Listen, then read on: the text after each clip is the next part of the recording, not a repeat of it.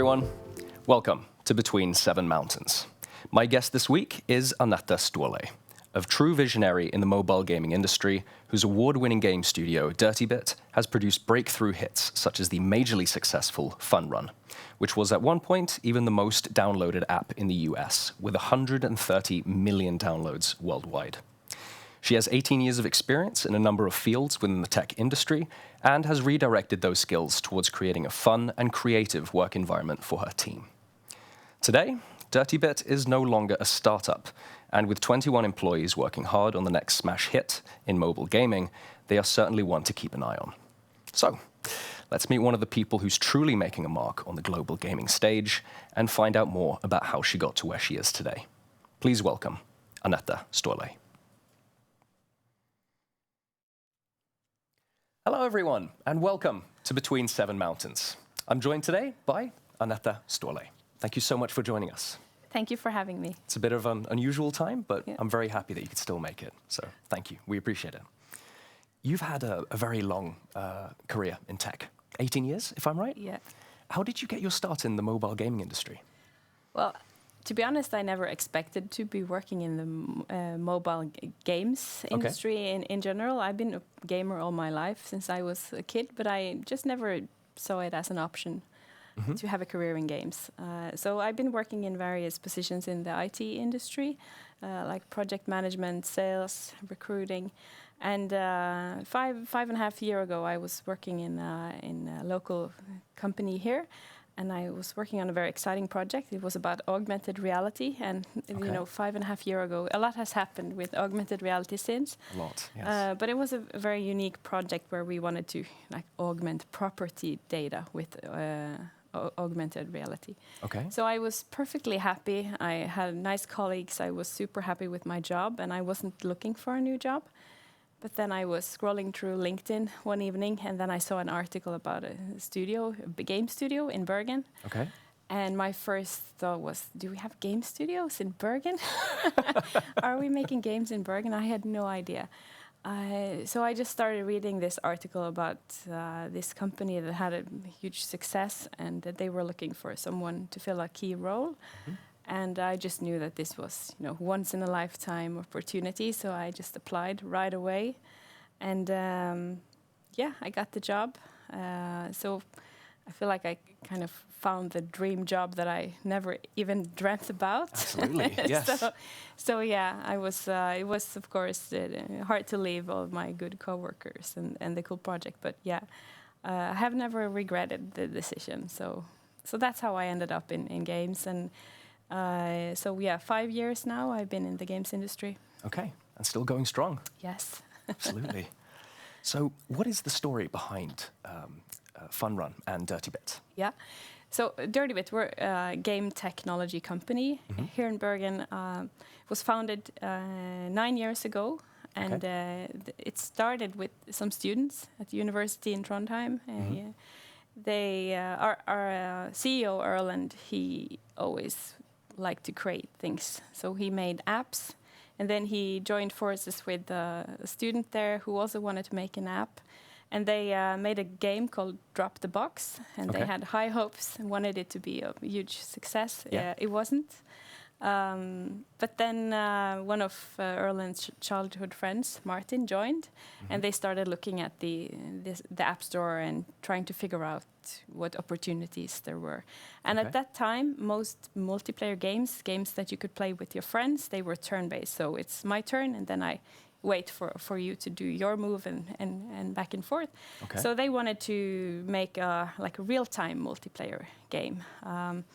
So they had grown up together playing games like Mario Kart and wanted to recreate that feeling when you beat your friend or you lose, you win, all those emotions. Yeah. So they wanted to recreate those feelings and make a mobile game. So yeah, they started on that. Of course, a lot of technical challenges with synchronous network communication. Of course. But yeah, that was the start of FunRun, and they launched the game in the fall 2012 and won some Norwegian Game Awards and got some traction in Norway. And what they saw is that they had friends test the game, and when they were done testing, they kept on playing, even if they didn't have to. So they knew that they were onto something. So at some point, starting to see people in social media talking about the game and the game experience. We saw photos of people playing together. And they made a competition. So there is a tip section in the game, and they said, tweet about #FunRun, and you can win some coins. Because FunRun is a game where you have cute animals running towards the finish line, and you can dress them up in cool, clothes, hats, snowboard, and cool things. So people started tweeting #FunRun, and then it went viral.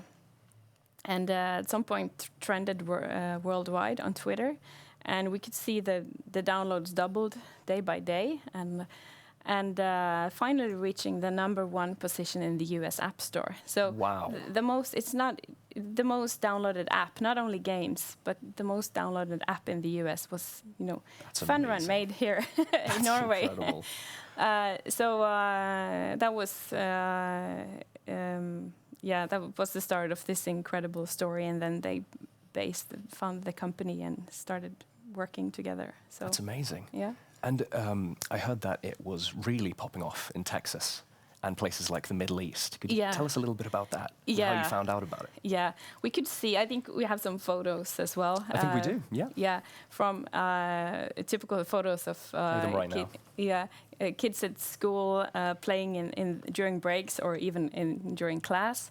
And you could see, if there is a group of people playing and having fun with the game, people come over and see, can I join, right? Yeah. And if you have a really good game experience, you want to share it with your friends. So people started inviting their friends to play as well. So that's, the best marketers you can have for a game. Yeah, absolutely is. That was it was word of mouth. People talked about it, and then it started spreading. And US is our main market, but a lot of installs in the Middle East in particular. So we've seen people creating content, like making memes. We've seen people making clothes, and they have just created content and spreading the game for us. Yeah. So the first 100 million downloads we had was non-paid. We didn't do any marketing campaigns. No marketing. That. So that was word of mouth, spreading the game. Now we do more paid campaigns as well, but the biggest part of our installs come from people who search for FunRun. We can see what people search for and how they find the game. And it's very often FunRun or FanRun or something. They heard about a game called FunRun. So, yeah. And from time to time, we see people also remembering moments they've had with the game. So Thanksgiving 2 years ago, we saw suddenly there was a lot of activity on the server, and we thought something was wrong. Okay. But it was just players, loads of players coming back, finding the game. And so we were back in top lists and trended in search. That's amazing. So people talk about the game.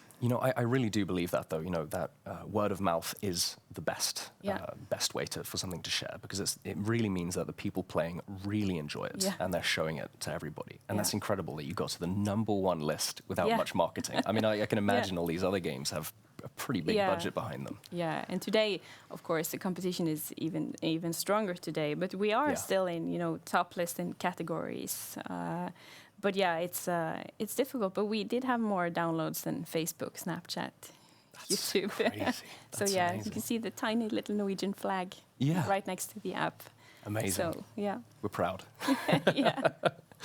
So you hold a lot of value in tight teamwork and having a fun and creative work environment. Yeah. Is this key, you think, to making a great product?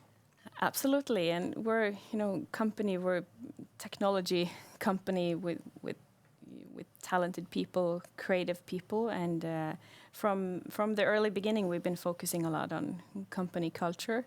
So still, now we have grown to 21 employees, but everyone takes part in forming how we want the culture to be, and we keep with us some of the things that just happened from the beginning, like First of all, we have a no-shoe office, which we like. We feel like a bit like home, and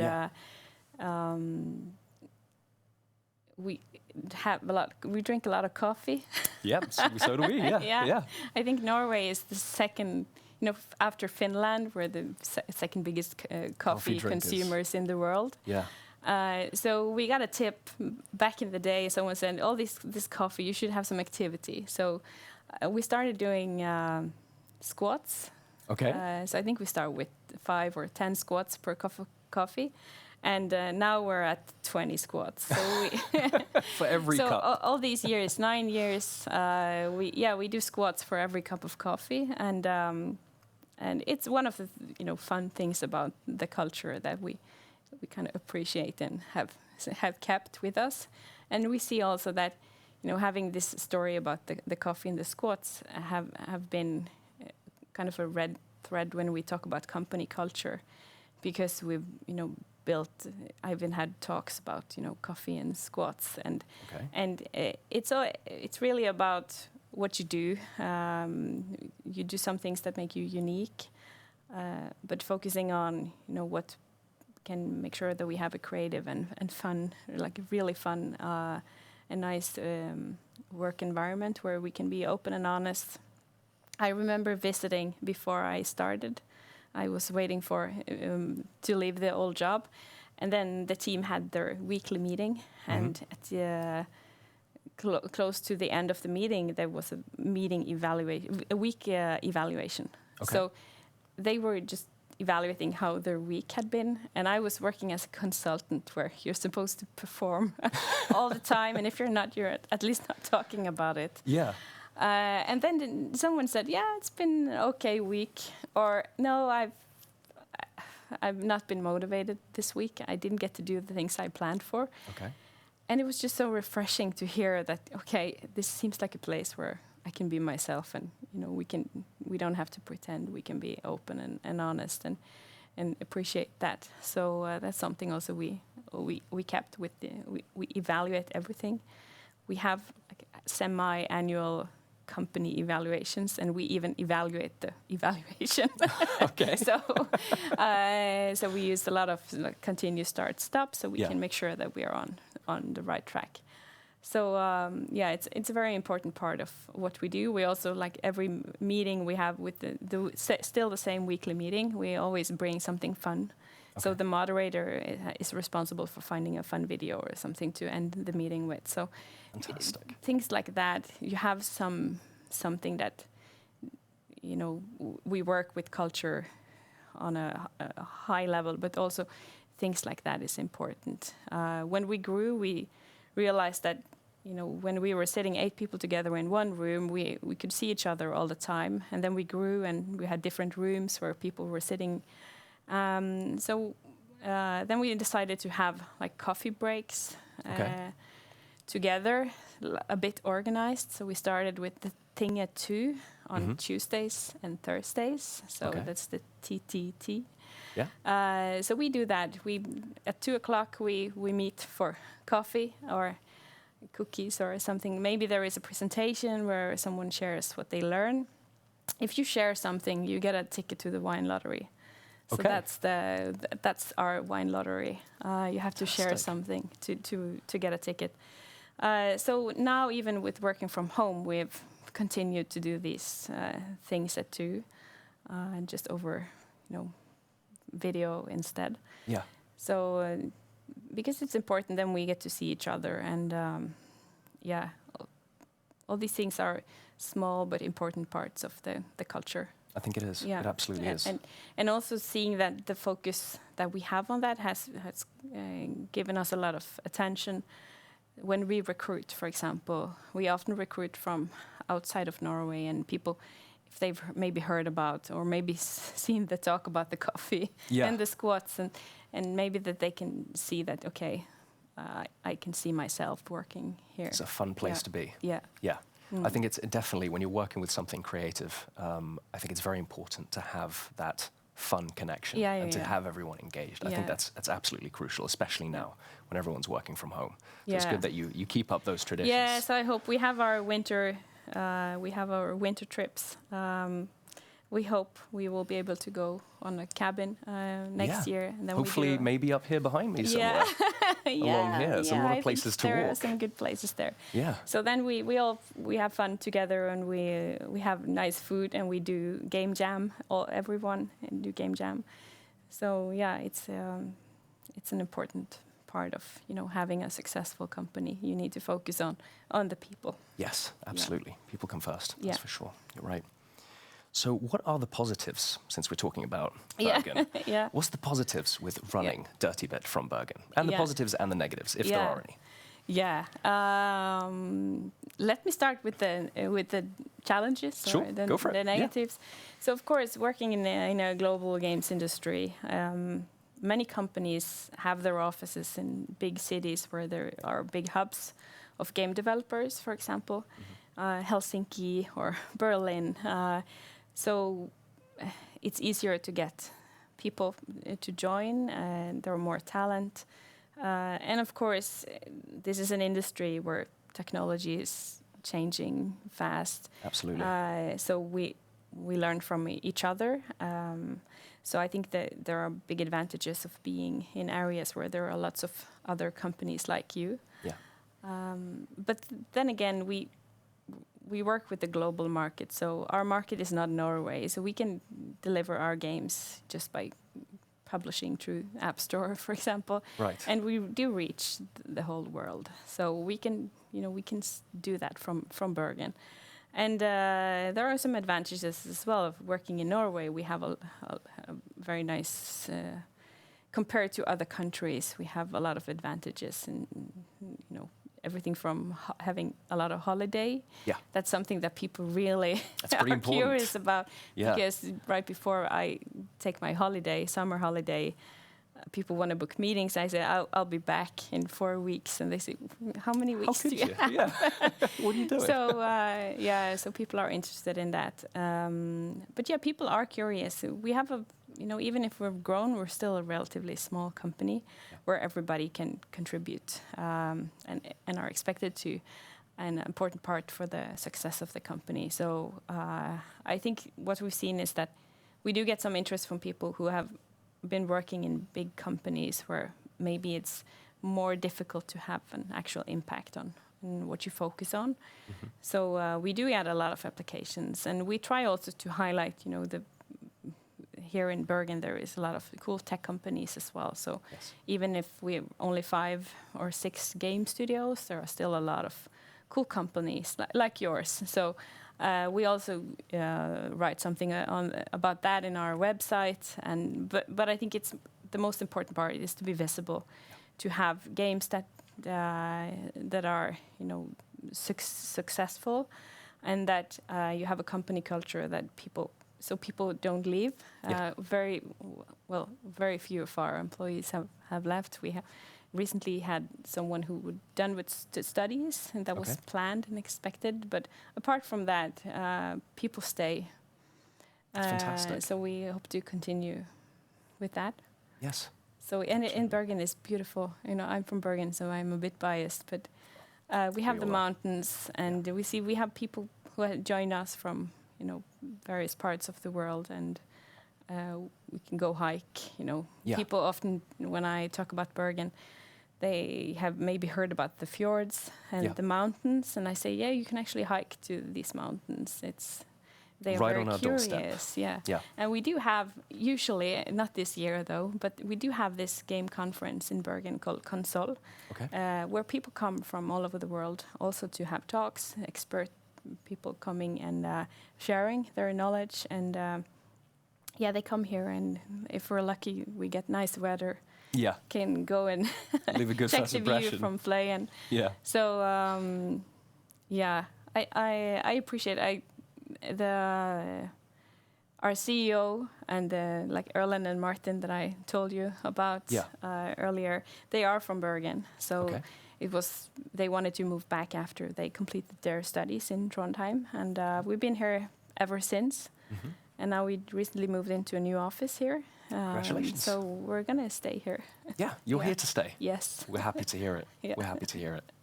So you've actually got a really funny story. You played with the Queen of Norway and the President of Finland. How did this story come about? Yeah, that was, I think it was a year after I joined the company. Okay.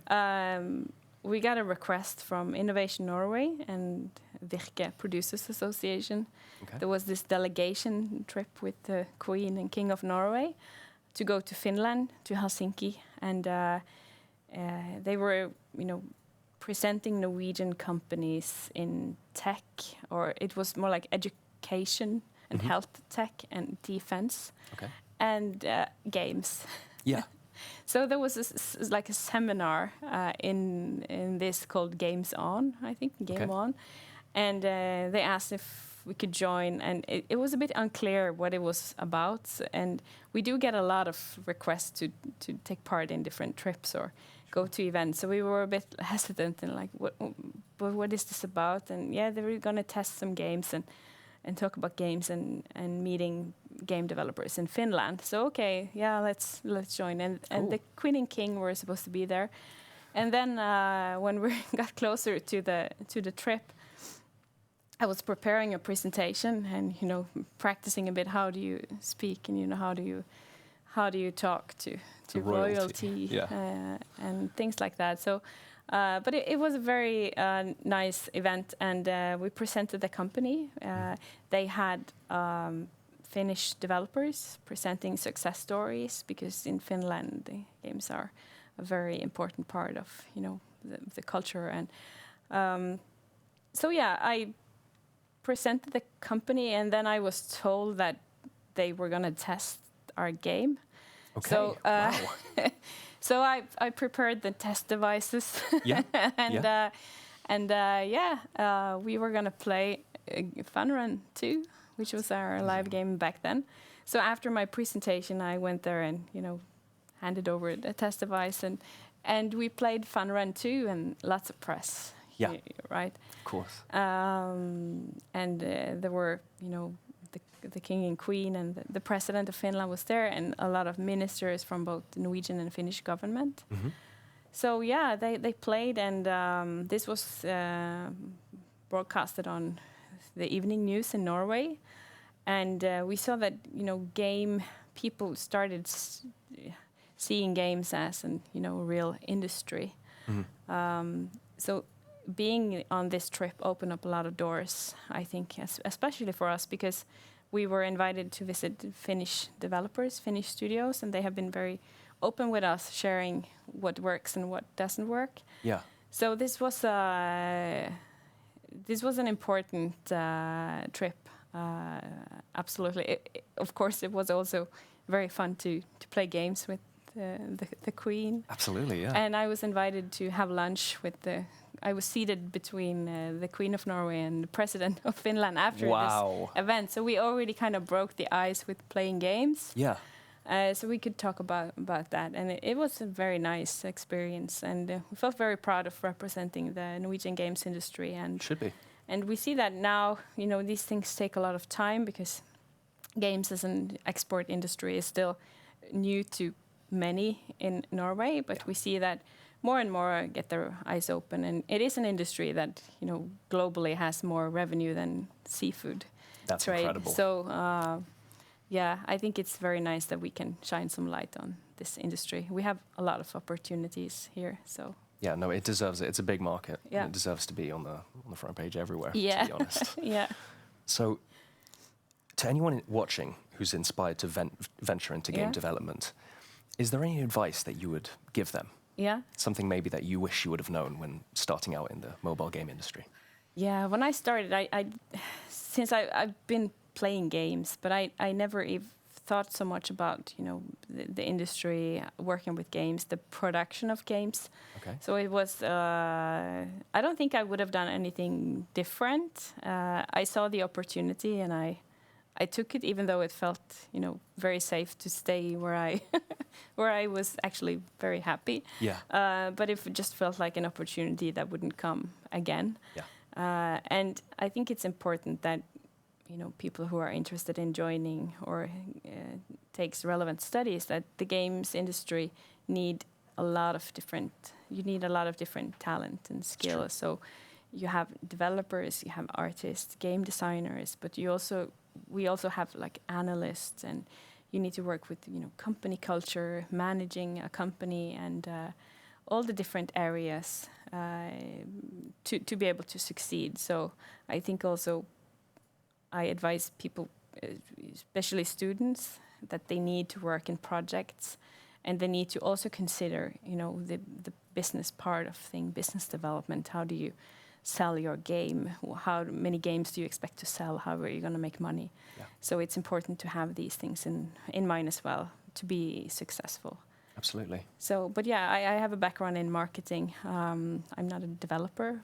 But yeah, there are so many opportunities. We work on so many areas. Yeah. So yeah, we need lots of different talents. If that doesn't inspire someone to follow their dreams, I don't know what will. Yeah. I don't know what and sometimes, we for my part, I feel like I've taken the safe choice when it comes to school and career. And just sometimes you just need to do what you want to. Absolutely. And take a chance.